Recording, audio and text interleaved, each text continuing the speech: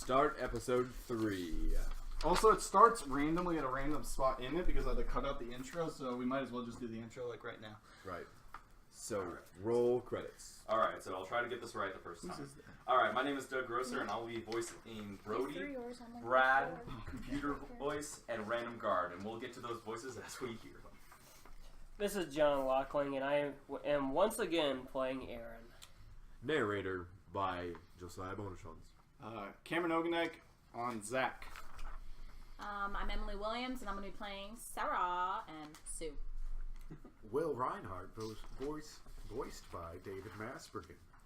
And by the end of this episode, you will hear Autobahn Zweifield and a desk attendant, both voiced by Skylar Grosser. The Armory. Sue is pointing at different weapons. Oh yeah, I have to explain something quick. Because I have to explain something before this starts. This episode is not a finished. The other two we read were finished. Were like updated drafts. This one wasn't updated, and so they're not in a storage closet anymore. They are in an armory. How they got there was not explained because that's originally where they were going to go, but then he changed it to a closet. So don't be confused because they're in a random armory. That's just where they are. This closet has guns. Yeah, apparently, yeah. Sue is pointing at different weapons in the armory and showing them to Aaron. We see him point to a rifle on the wall. And here we have a pretty standard issue. Aaron waves a hand to cut her off.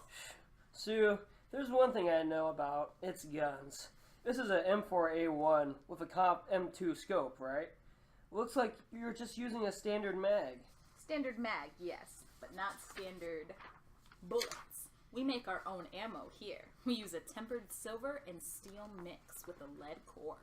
Wait, so the whole silver hurts werewolves meth is actually a real thing? Werewolves, yes, and vampires, and most other supernatural creatures as well. No one is really sure why, but silver seems to interfere with their healing factor. It's even worse for werewolves, though, because silver is directly toxic to them as well. We see Aaron looking quizzically at another item on the rack, which just seems to be an ordinary tactical flashlight. Aaron picks it up and turns it over in his hand. I know what you're thinking. No, that is not just a flashlight. It's a UV... At that moment, 3 vampires burst into the room. Sue has his back turned to them. Thinking quickly, Aaron turns on the UV light. Sue, behind you! The vampires shriek as the UV light hits them. Sue whips around and pulls out her sidearm. Unloading her clip into the vampire, she staggers back. Bang. He pushes a Bang, bang. button on the wall, and the door slides shut as the alarms go off. Lockdown initiated. Repeat. Lockdown initiated. Please remain calm and wait for assistance. We hear vampires banging and ripping at the closed door, which starts to bend and deform under the pressure. Wait for assistance? This is a full-scale breakout. Help me barricade that... Pause. Door. It won't hold for long, but maybe it will buy us enough time to figure out a plan. Aaron grabs the assault rifle, and Sue and Aaron push empty shelves in front of the door, then flip over a table for makeshift cover.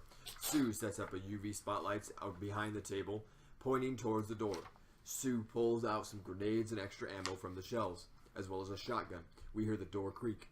How long will that door hold? Not for long. Maybe a couple of minutes. Be prepared to cover me as soon as they burst through that door. Wait, cover you?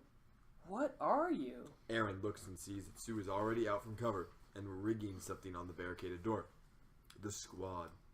We see Zach with Sergeant Reinhardt in a medical office, with Brody looking on in concern. Zach first peers into Reinhardt's eyes with a flashlight. Then his nose, he backs up slightly in disgust. Sarge. Zach looks in his mouth. There, happy now? Zach pulls out a medical hammer and taps Reinhardt's knee. We see clearly that Reinhardt doesn't even flinch. Brody looks at Zach, concerned, quizzical. Low muscular response is normal for a werewolf. Werewolf physiology is much better adapted to control involuntary reflexes. Flinching would be a sign of extreme hyperreactivity.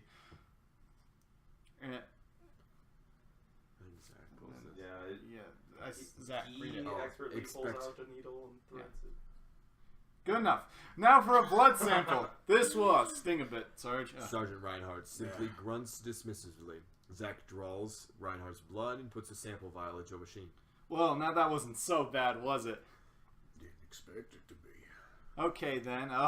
Given the situation, I'm also required to ask some follow-up questions. When was the last time you fully transformed? Reinhardt considers. It would have been over 12 and a half years now. Oh, very good. Any recent changes in eating or sleeping habits? No. Any unusual symptoms, hallucinations, muscle cramps, unusually strong desire for raw meat? Other than suddenly wanting to rip things to pieces just a little bit ago, no. How long has it been since you last had... Zach flushes and Reinhardt just glares at him. On second thought, I think we'll skip that question. Any recent events that might have triggered you? Reinhardt stares at the ground guiltedly. I asked you, were there any other recent events that may have triggered your loss of control? Von Zyfield. What's that? Otto von Zyfield, the vampire we just brought in for interrogation, let him get to me. Oh. We hear a ding. Zach looks awkward and uncomfortable. Yeah. Pizza. Oh, wait. Parker! Sorry. I think it's the blood test. It's done. Let me get that. Reinhardt glares at Zach's back. He glares around the room at Brody, who is looking at him concerned as well. That's quite odd. There are trace amounts of wolfsbane in this sample. Reinhardt's ears prick up. Wolfsbane. We see a flashback to the interrogation scene with Von Zyfield. We see Reinhardt slam Von Zyfield's face into the holy water. We see the steam rise up as the holy water burns Z's face. The steam has a faint reddish tint, similar to the tint Z's hair had. We see Reinhardt breathe in the smoke and cough slightly. As Z's head comes out of the water, his hair is slightly duller red. Wolfsbane. A herb thought in folklore to be toxic to werewolves. Wolfsbane is in fact a catalyst for the werewolf transformation. Combined with high levels of anger and stress, Wolfsbane can act as a trigger for transformation, even in the absence of a full moon. Brody, Aaron, and Reinhardt all look at each other. Hola! Suddenly, the alarms go off, cutting off whatever he was about to say. Lockdown initiated. Repeat. Lockdown initiated. Aaron and Sue are in the armory alone. Right by holding unit 1. Reinhardt leaps from the medical bed. Gear up, gentlemen. We have work to do. Sarge, you're in no condition for combat. We need to run more tests to determine if you're fit to... I'll be darned if I have you poking and prodding me anymore while men under my command are in danger. Sue gets done rigging the mines and is back running towards the shelter when the door suddenly gives way. 2 vampires rush in and trip the mines that Sue had placed. There's a very fiery explosion, large enough to hurl Sue backwards and sideways, even from the vampire's distance he's at, and we see that the 2 initial vampires are screaming and on fire. More are coming through, though. Aaron switches on the UV lights and immediately starts shooting and laying down cover fire as he staggers to his feet. Vampires scream as the lights hit them. They are blinded and disoriented. Aaron unloads his rifle on one vampire, who staggers back. Sue gets to his feet and reaches Aaron. She picks up one of the grenades beside her and starts chucking them. Hazy yellow smoke starts slowly filling the air, and then the vampires start coughing as well. Out of grenades, Sue picks up the shotgun she left. Condensed garlic. Suckers hate this stuff. Good to know. We see a vampire sneaking around the side of the armory, getting ready to surprise Sue and Aaron. As the vampire prepares to rush in, we see Sue flip around with the double-barreled shotgun and blast the vamp in the face. It suddenly has no head. Funny. Even vampires don't do too well without a head. Aaron keeps firing, and we see the remaining vampires start to retreat. Did we really just drive them back? For now. We caught them by surprise with a lot of firepower. But they aren't stupid. They'll be back. This is the most direct route out of the facility. The squad continued. Split screen. We see Sue and Aaron in the armory on the left screen, taking up a defensive position. On the right screen, we see Reinhardt, Zach, and Brody heading down the hall. Holy water is spraying from sprinklers in the ceiling. So I'm on my walkie-talkie. Angel 3 reporting. Archangel, do you read? Loud and clear, Angel 3. What's your status? We held off the first wave, sir, and we're maintaining a defensive position. They'll be back once they heal and regroup, though. Roger that. We're about 5 minutes out. The scene completely switches over. Wait, I have more. Also, what happened back there, Sarge? Reinhardt. No, it says. You'll find out soon. There you go. The scene completely switches over to Reinhardt's team. We see the two vampires come suddenly down the corridor towards them. They seem nervous to engage, but with nowhere else to run, they charge the trio. Reinhardt woofs out and throws one of his vampires against the wall, clawing him viciously as they engage hand to hand. Brody unloads several rounds into the other. We're gonna need more weapons for this fight, Sarge. There's a small stash off the corridor sheet.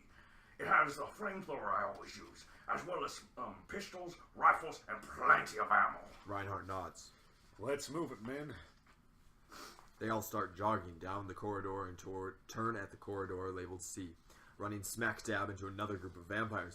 Zack throws a vial with some greenish fluid inside and lights a match, which he throws down. The liquid bursts into flames, stopping the two vampires in the back up short. Reinhardt charges the lead vampire, who is now cut off from his friends, and hurls him into the flames, which Brody shoots the other two vampires as the flames quickly die out. I don't know how you did it, Coop. Do what? I have a plan for every situation, Zack. First with Sarge and the dog whistle, now this. Reinhardt glares at them slightly as Brody says this. Well, with the Sarge, I thought, what would happen if he suddenly lost control? So I made a contingency plan in the form of a whistle. But all that happened just now was me just grabbing the easiest flammable chemicals I could find from the medical supply. And what else was I going to do when we found out we were going to lock down and vampires were everywhere? Keep it moving, soldiers. Yes, Yeah, Sarge. They continue down the corridor and reach the door to weapons stash. Reinhardt feels in his pocket for his keycard. He looks confused, then realization dawns. We see a flashback to Vaughn Ziegfeld swiping his keycard. That filthy vampire! Zoom back to Zack, Brody, and Reinhardt looking in consideration at the heavy metal door before them. The armory continued. Sue and Aaron are in the armory, readying themselves as best they can. Suddenly, another wave of vampires come down the corridor towards them. This time, they're holding tables in front of them as makeshift shields. They're moving slowly, tactically, and spreading out. Aaron shines a UV light, but the tables seem to block most of the light from hitting the vampires. He starts shooting off rounds. We hear some muffled grunts, and we see some holes through the tables, but the vampires keep moving. Some vampires are moving around both sides. They're trying to flank us, Aaron. You take the right, I'll take the left. Aaron nods his affirmation. Sue throws a gas grenade out towards the vampires in the center. We see that it's the last one.